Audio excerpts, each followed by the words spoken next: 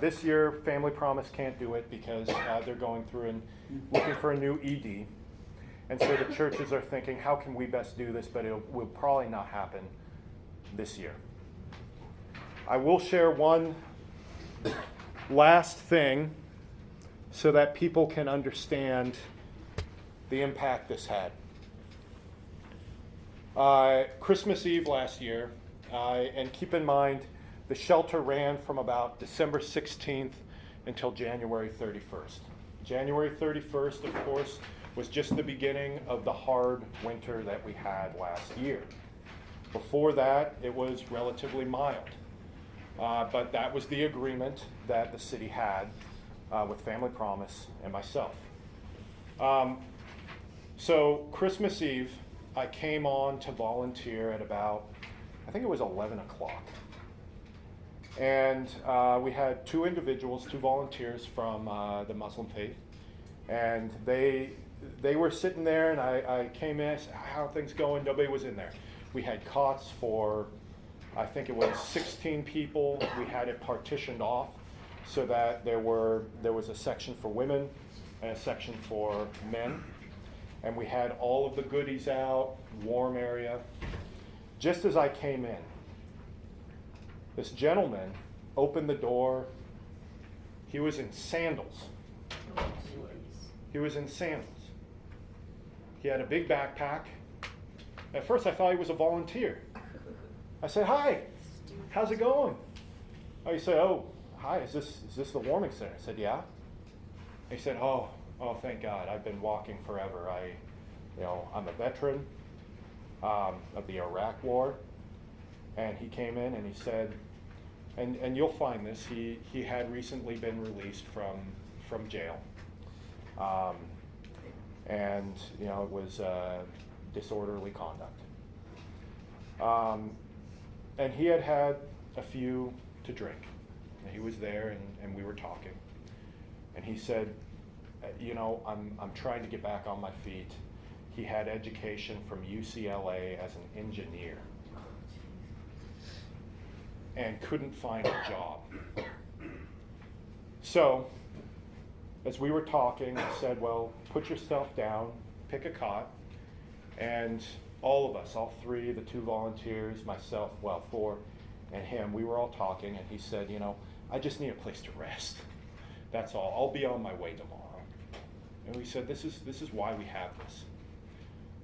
So I said, would you like some information? You're a veteran. We have information on veteran housing here. And he said, oh my God, yes. And he picked up the pamphlet and he called the number right that second.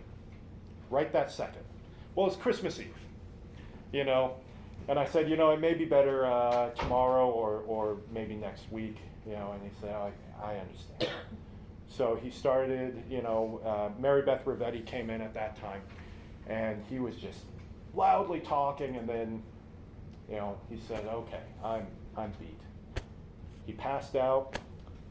The poor guy snored the entire night long until about 4 o'clock in the morning when we had to close. We ended up taking him down to the police station because there was no other place. We couldn't stay open any longer, and there was no other place for him to stay. But he was so nice, no problems, no issues. And for him, it made an impact. So, in closing, I'd just like to say that, it's only through the partnerships that we make, the collaborations that we have, that we're able to make an impact on people's lives. Without Community Action Center, there would be no Poverty Awareness Task Force. Without the interfaith group, without the citizens that volunteered, there would have never been a warming center. There would not be a CRF, a Community Relief Fund. So it makes a big difference.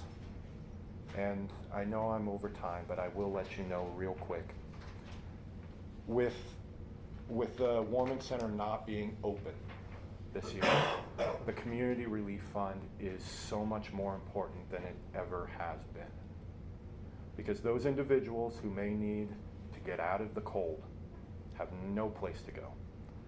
There is no place in Moscow currently, no place in Colfax or Palouse. We are a desert here for having any type of cold weather shelter.